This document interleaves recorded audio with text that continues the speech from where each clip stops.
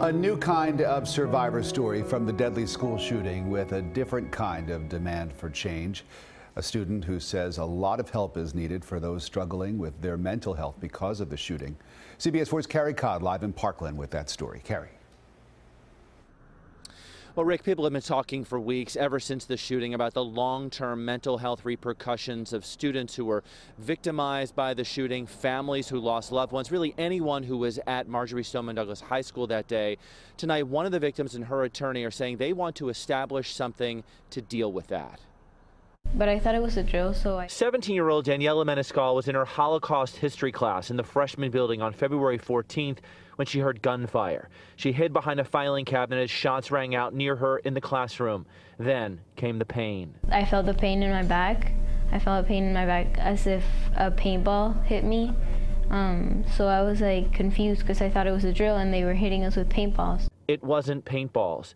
She got hit with shrapnel and started bleeding. 6 of her classmates were injured and 2 died, Nicholas Dworet and Helena Ramsey. There were Nick and Helena, and they never stood up, so I was kind of confused because I never thought I was gonna see a dead body like that, so close to me. As she left the classroom, she saw 2 more dead bodies and others injured.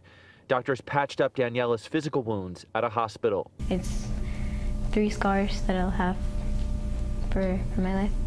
But she's still dealing with the emotional scars. Sometimes when I hear a loud noise, for example, it just triggers it. She's returned to school and is receiving counseling, but life is not the same. I used to love going to school, and I used to love seeing my friends and just going to learn.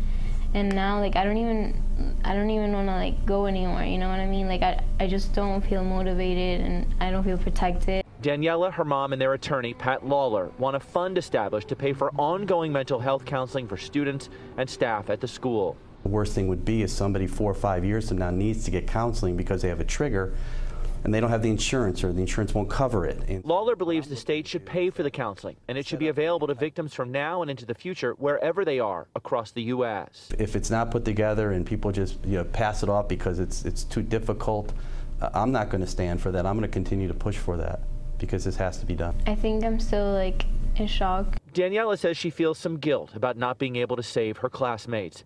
She knows her healing will take time and lots of help from trained therapists. It's different in every person, so I don't know if I'll be worse in a couple of years or it'll trigger me more as time goes by.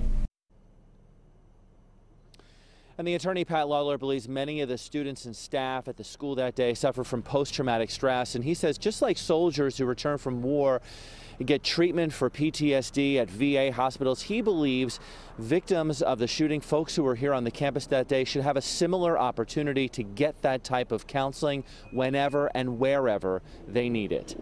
Live in Parkland, Carey, CBS 4 News Tonight.